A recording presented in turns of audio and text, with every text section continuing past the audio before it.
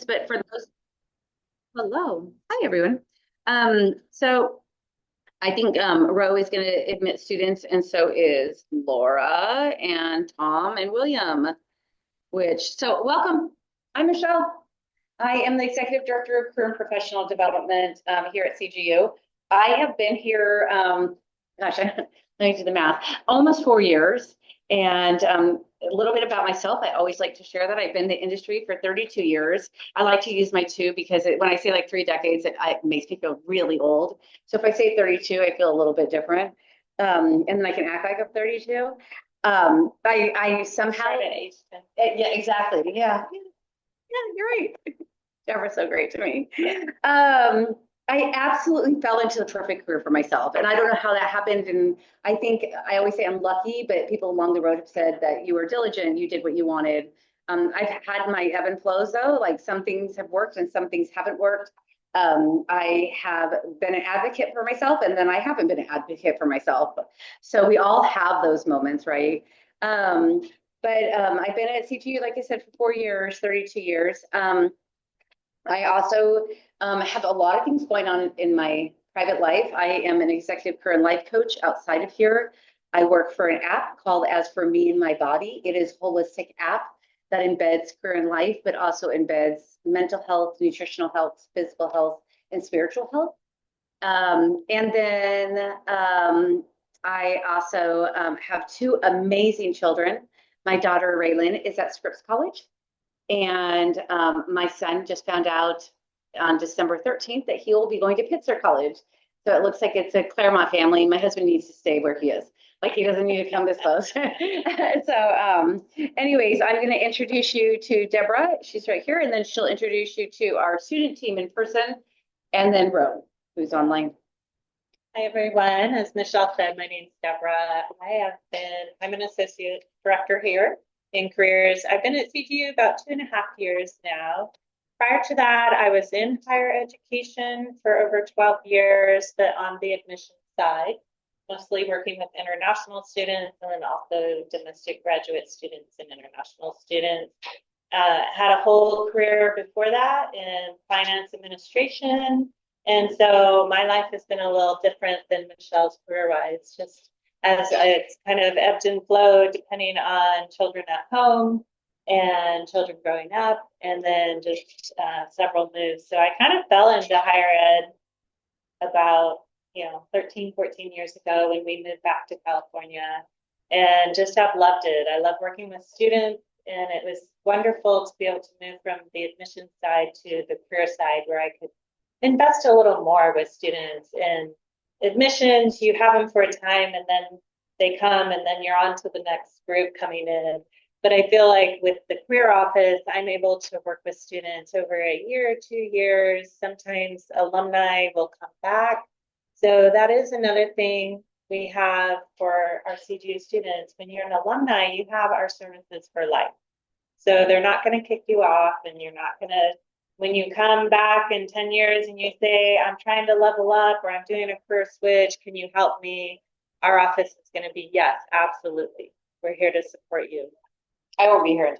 We won't be here. I just I doubt I'll be here. Yeah, yeah. But the office will be here available for you. I'm married. I have two grown children that are married, and both of them have one son each, so I have two grandsons. One is moved to England, so I'm a little upset about that, but it was fun to visit with them. The other's close by, so I at least have one near me. So, and I have a bookkeeping service that I do. I do have a couple clients that I do bookkeeping, so I still keep my hand in the finance side. But that's me. With us, we have our wonderful student staff. So it's not just Michelle and I. We also have our other associate director, Rod Lee, who is virtual. He's here. But with our team, yeah.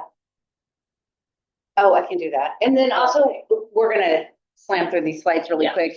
But ask questions as we go. I would prefer that just because I hate when people have to wait. Yeah. So our wonderful staff, we have Tom Moulter, we have Laura, William, And then we also have some other staff that aren't here today, but that's one of the wonderful things is just being able to bring on students that can help us.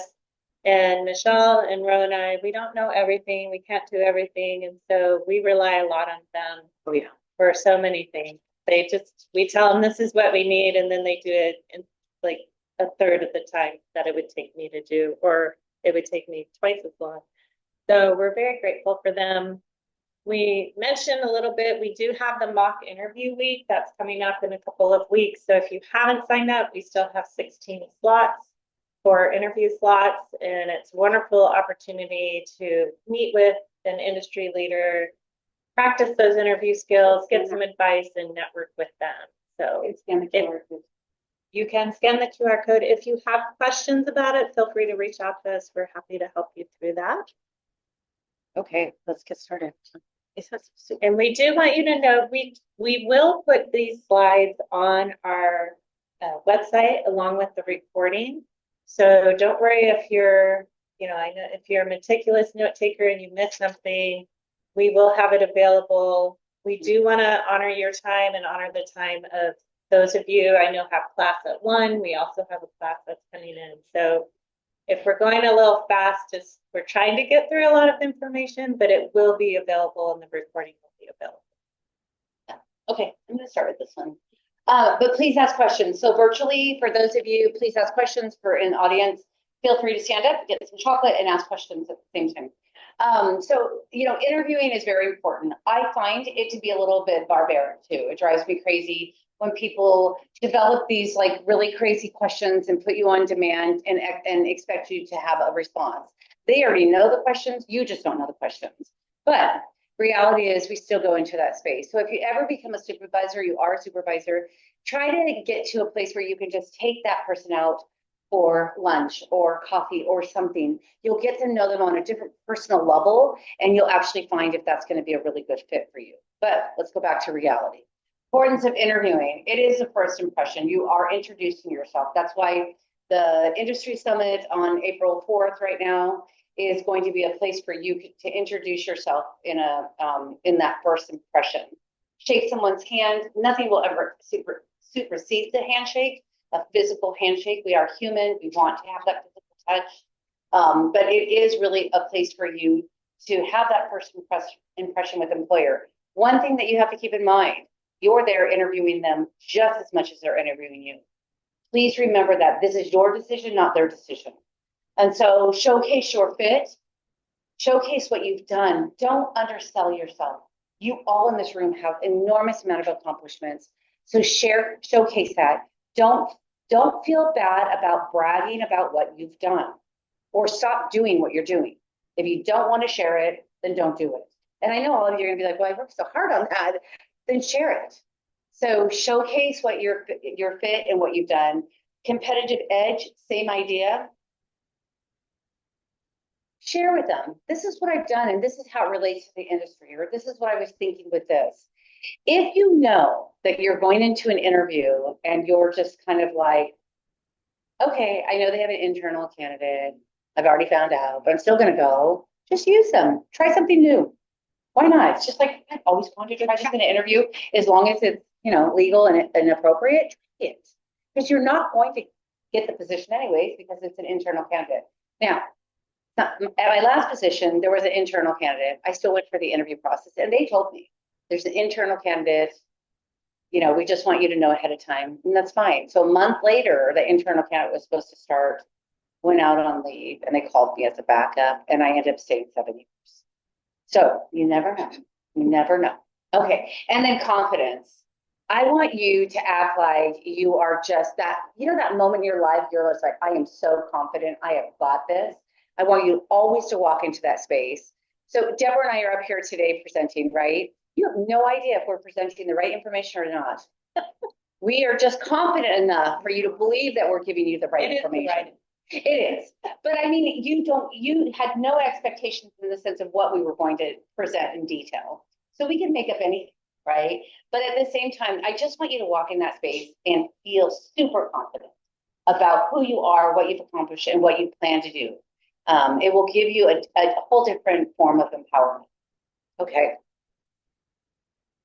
Right. So how do you do that? I think one of the things, being confident, a way to make sure that you are confident is to really prepare. And that's so important. I've been in interviews where I did not prepare and I left it going, oh, I should have done this. I rambled on. Mhm. And then I've been at ones where I did a lot of prep work and I studied and I had my star stories and I left it going, nailed it. I felt so good about what I had been able to share, and I felt very confident. And so there are some things that you can do. One of the things is researching the company. I mean, part of that competitive edge is showing that you understand what's going on in the industry, you understand what's going on in the country or in the company, and what are their values.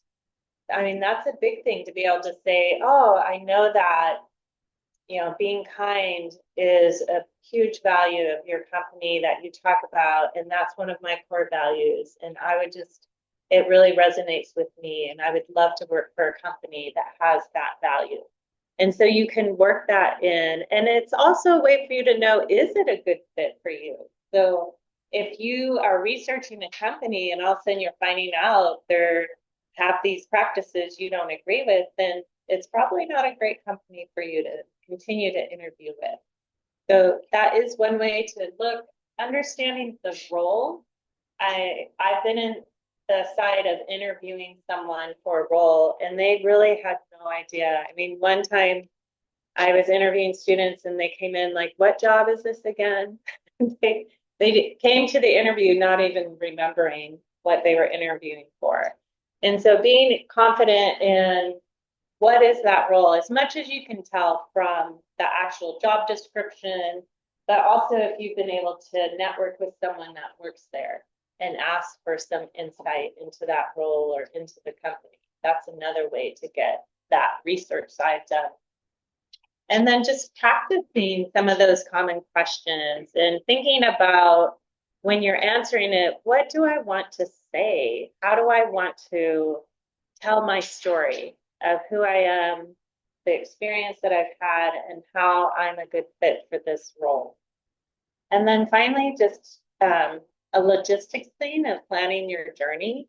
If you are going in person, plan out the route that you're going to take. If you're taking the train or bus or driving, looking at traffic, allowing enough time to park and then get to the actual building. If it's virtual, making sure you have a quiet space, making sure there's no distractions, and then checking your technology.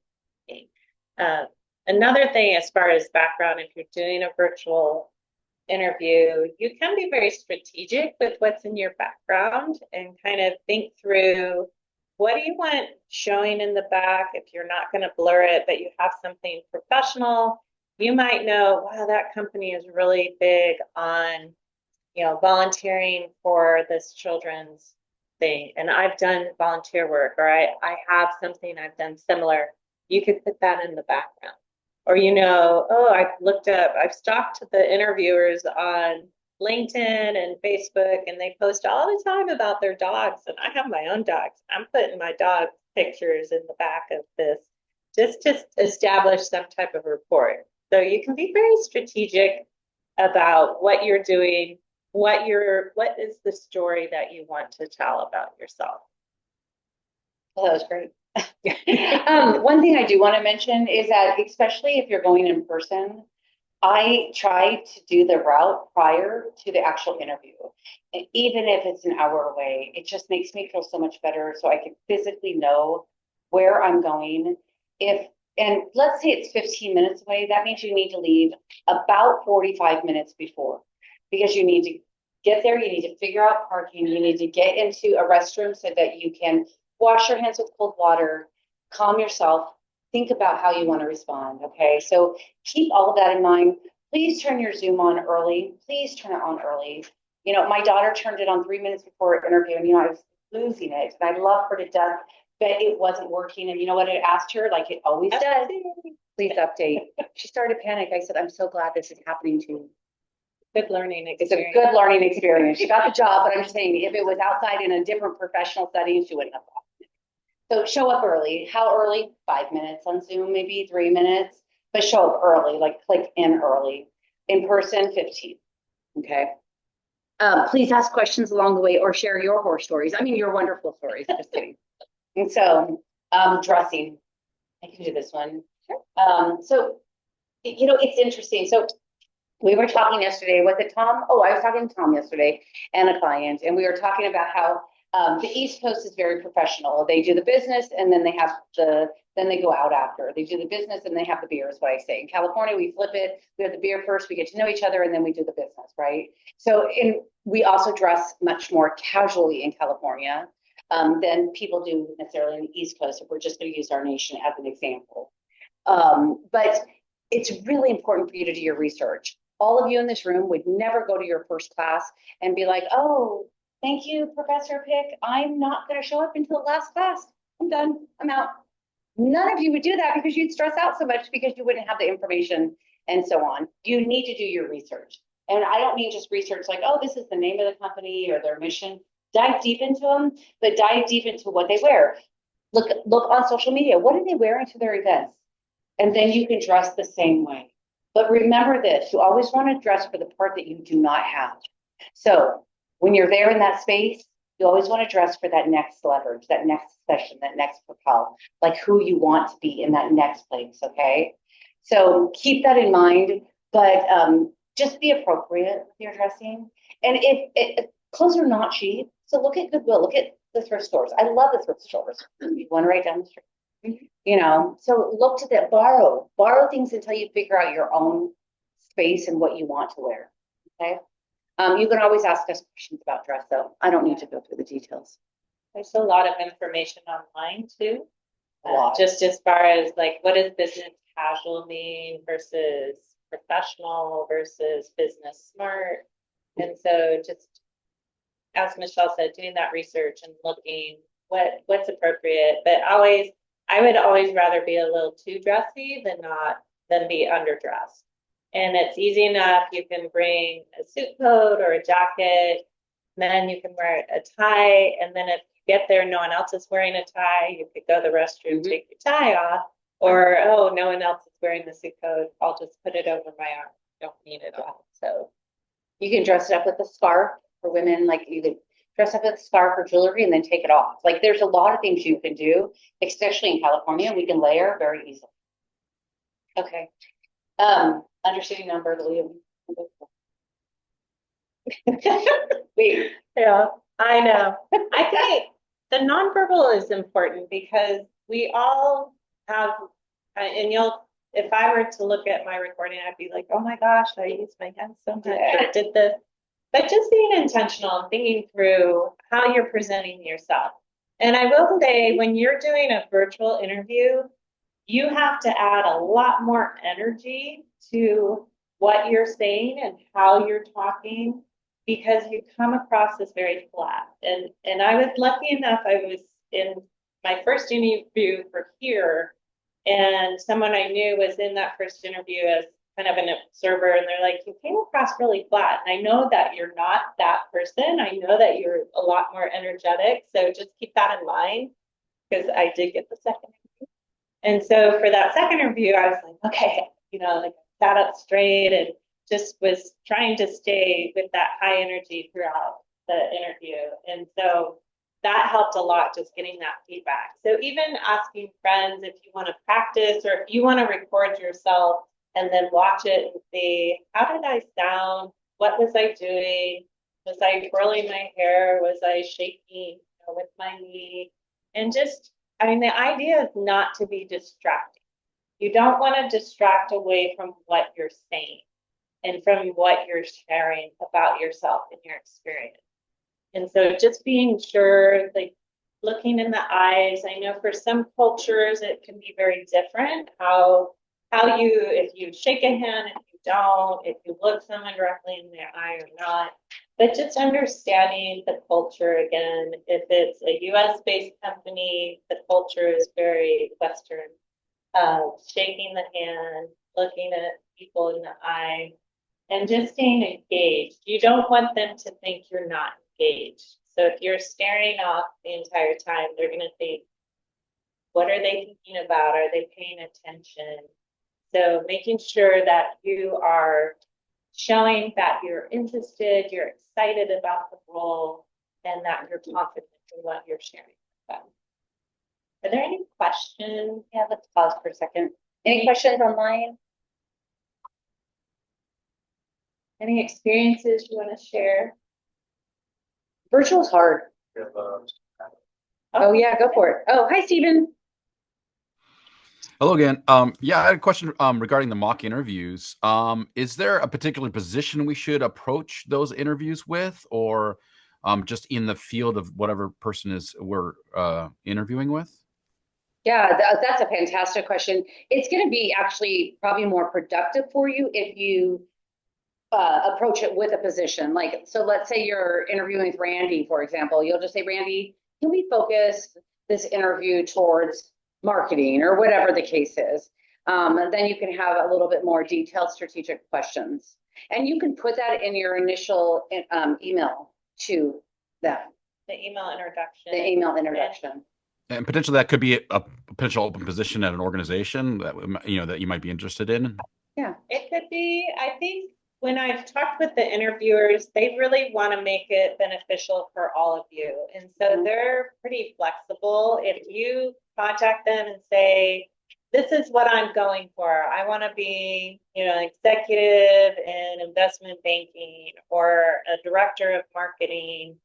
How can you help me as I'm interviewing for that? What tips do you have? What advice? And then just asking about their own experience or what they would suggest for you and helping them. But they're all very flexible. Basically, they're there to help you. Yeah. My mock interviewer actually told me she asked me to give the job description. Oh, okay. perfect. Yeah. Find a real job description. Okay. Yeah. So that's a great idea. If, like Michelle was saying, if there's a particular position that you see that you're interested in, you could send it to them ahead of time and say, this is a position I'm really interested in and want to apply for. Can you help me in our time together do a mock interview for that position? Then give me feedback. And so that's a great way to prepare and have it be beneficial for you. Those are great questions. Thank you, Yeah. Stephen. I appreciate it. I hope you're nice and snug in Long Beach because I'm here in Claremont. We both live in Long Beach. Okay, great questions. Thank you. I appreciate that question too. Responding to questions during the interview. So a lot of times we just stumble, and if you can treat it in a way that you would treat the way that you write a paper. So I always say people have been conditioned since fourth grade to write introduction, body, and conclusion. So if you can do it the same way, it'll be easier for you. So they ask a question. Wow, that's an amazing question. Thank you so much. I really appreciate you asking me about my strengths and my weaknesses, right? So that's the question. I just repeat the question. That's the introduction part of it. And what it does is it allows my mind to spin a little bit, figure out how I want to respond, because interviewer knows you don't know, right? So then the body part of it is I would then say, let me start with my challenge. I don't call it a weakness. I start with the challenge. And the reason why I reverse that from the beginning is because I want to leave them on a positive note. And then I go into my challenge a little bit. I share a little story. I go into my strength a little bit. I share a little story. And then I don't just stop. Because people do, and it's awkward. So the way you can close it is to do the exact same thing you did with the introduction. And you just say, although I have tons more strengths, I would love to spend the next hour talking about all of my strengths. Did that answer your question? Would you like me to elaborate a little bit more? Something to close it. You need to put a period at the end. They need to understand that they are the next person to talk. Because if you just stop talking or say, and yeah, people do it all the time. Yeah. Oh, no, yeah. No, yeah. I love how they do it. No, yeah. No, yeah. We all do it. Don't do it. Practice. Repeat the question. You're going to do it in the paper that you're writing this semester. I already know you are. You're going to do the introduction, you'll do the body, and you're going to do the conclusion. So please remember the conclusion.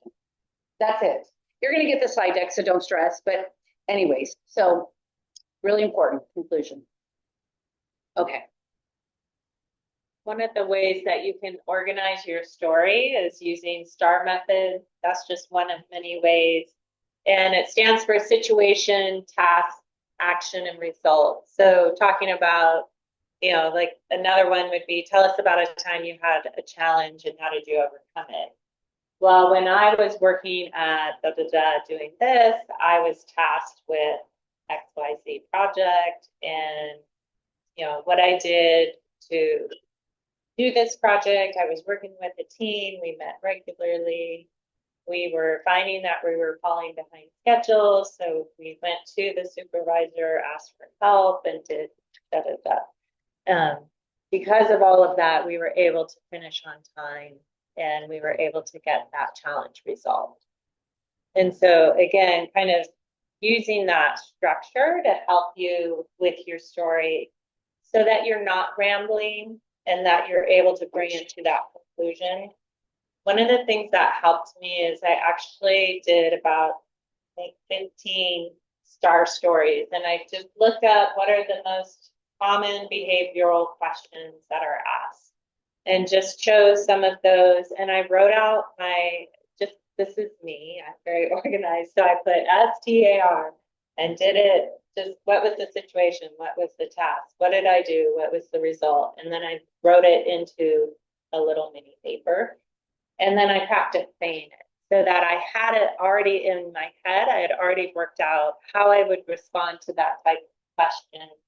And you always want to have a couple different examples because some of those you might use for more than one question. If you've already used that story to answer one question and they ask another one that you were going to use it for, you got to have a backup. So I've had that happen several times. So having some different ideas of what would this story that I can share, this example of what I've done, what are some of the things that it highlights? And then just having it already worked out in your head how you would respond is so helpful when you're in the interview, because when I didn't do that, they asked the question and my mind's immediately like a Rolodex trying to find a story, and I'm feeling panicked and nervous and trying to figure out, okay, what am I going to tell them? I gotta hurry. And then you're trying to tell the story, but you may not have it all worked out in your mind, and so it can tend to ramble. So again, preparation is really key as you're going to even preparing before you have an interview, figuring out what are some STAR stories, what are some of the things I've done that would answer most of these common questions. we want you to be prepared actually before you have the interview. So you can start working with our office. Yeah. So when you do get the interview, especially if they say it's this Friday, you're going to panic. Another thing that I do with it, with the STAR part of it, is I actually don't type it out. I talk it out on my phone. I audio record it because we write and we talk differently. And so you can type it out, but we don't have solid periods when we talk. We don't have full sentences also. We just talk. And so if you can do it that way and then transcribe that, it will look a little bit odd, but that's how you'll talk versus reading something. Okay. Common questions. We're not going to go through too much of these details, but like Deborah said, tell me about yourself, behavioral questions. Please know about the company. Please make sure that you know who's on the interview panel so that you can compliment them. I read your article last week. It was really interesting. I love the part in it where you said this. Can you, if we have extra time, I'd love to learn more about it. All you're doing is you're reeling them in emotionally from that moment. You're wrapping them in like you're on the team, but you're sharing that you're interested in it. And that is, people fall for it all the time. Not in a bad way. It's making a connection. Yeah. The last two questions, the situational ones, how'd you handle a conflict with a coworker or something? Be prepared to talk about that. They want to know. They want to understand communication. And what would you do if you disagreed, maybe with a supervisor? And again, it comes down to, it's all about communication. So ChatGPT, Gemini, Copilot, doesn't matter which one you use, they'll guide you to form some response, and then you manipulate it for your own personal touch, and will help you too. But use them, don't be afraid. We have about 10 minutes, so we're going to honor the time. But again, the slide deck will be on our site today. You'll see it under the spring events. So again, these are just smart questions like what skills and so on. You never, ever, ever want to leave an interview without asking questions. Please understand that. So if anything, there's two things: that interview doesn't end until you've asked questions. And what's the second thing? What should you do after the interview? Thank them. I always pick a random time. Your interview's from 12 to 1. I want you to thank them at like 2:16. Don't do 15. Don't do 2. Don't do 2:30. Pick a random time within about an hour to an hour and a half after the interview. Okay. We probably won't get to that part. I always write my thank you letters ahead of time. If it's a panel of 4 and under, you write individual ones. If it's a panel of 4 or more, you write one to the person who's chairing it. And the way that you can avoid writing the same thank you is talk it into your phone, because you won't say the same thing each time. Talk it into your Gmail and then edit it. Okay. You don't have to put down the person you're sending it to, but do it ahead of time. You should have them already in there. Okay. Closing the interview. I think as Michelle said, just again, having those questions prepared ahead of time. And again, that's showing that you're interested enough in the company and in the role that you have those extra questions. And it could be as basic as, what are the next steps? What challenge is your company currently facing? But just really trying to show that you are interested. And then another thing that I love doing at the end is I give my little sales pitch. So that summary, just again, summarizing your strengths and your experience and how it fits the role, and letting them know, just leaving them on that note of, oh, okay, they just gave me their little sales pitch of how they are suited to this role. And I always try and include something that I learned through the interview. So if there was something specific they talked about, I mentioned that you mentioned that this is a big challenge. I've had experience with that, and I know that I would be able to come and help with that challenge. And so it's showing that you're listening to them throughout the entire interview. But again, leaving with that summary of why you are the good candidate, why they should hire you, and how you fit that role. Let's pause for a second. Any questions on the virtual audience or in the in-person audience? Anything you want to share? Yeah. How do you select the mock interviewer? Is it through email or handshake? Yeah. So when you do go on, have you registered or not? Okay. So we sent you then the bios. So you look at the bios and see who you may want to connect with. And then it will tell you their time slots. Yeah. I can help you after. And we can help you. We want you to sign up. Like, it's so important to do this. Again, it's not coming back until February 2026. Any other questions online in the audience? There's one in. Oh, hi. There's like multiple speakers that we want to approach, like second budget outside stuff as well. Like, I think we're not scheduled with or stay out of it. No, so if you sign up with one interviewer, but you're also interested in others. You mean for mock interview week? Sorry, For mock interview week? not just like you get connected. Yeah. Oh, You can certainly, I would suggest going on LinkedIn and finding them on LinkedIn and asking to request or to connect. And you always want to add a personal note when you're asking to connect with someone on LinkedIn. And it's very short. And the free version gives you 200 characters. So it could be, hi, Ryan, my name is Deborah. I'm a current CTU student. I saw you're participating in mock interview week. Unfortunately, your slots were closed, but would love to connect with you. Something very simple. And when they connect, thank you so much for connecting. Would love to just, I'm really interested in this field, I have some questions. Would you have time for a 15-minute chat? Or it could just be asking questions via the LinkedIn messaging for a time. And then maybe as things go along and you're like, oh, this has been so helpful. Would you have time for a 15-minute chat or a coffee chat if they're local? And so there's always ways. I mean, networking is such a big part of your job search. And what we're hearing and what we're seeing in the research, it's over 80% of getting a job is that networking, more than just searching for the jobs and doing the actual application. And so it's really important to grow your network and to be authentic. And also, I think approach it in a way where it's not just, I just want to take from you, but is there something that you can give to them? Is there information you have that you can share or pass along to them? So it's that relationship of a give and take. That's a great question. And a lot of times they may not respond to you. I sent out 4 last week to alumni in the Bay Area. I haven't had any responses. I'm not taking it personally. I'm just taking it as they haven't figured out how to network yet. Or they're Yeah, not on so. LinkedIn often. I've already told you my secrets for the thank you letter. I do want to share with you our programs that are coming up, and there's the QR code, so you know about the top 2.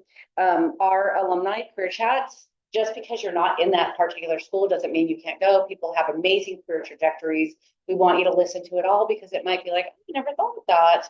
And you get another network, right? So please sign up for those. For those of you on today, virtually and in person, I'll update you on the industry summit. But again, we're possibly looking at April 4th. And then the last one, we're going to have Stephen Gillian and our team go through the whole Know Your Worth, Mastering Negotiation Power. I'm asking him to come in to talk about the emotional side of money first, the way that people have an emotional side of money, and then to go and we're going to go deep into like how do you negotiate. So I think we're going to end it here. We also have more slides past this, just in case we had more time, but it will be available to you, and we are always available. We're right upstairs in 130.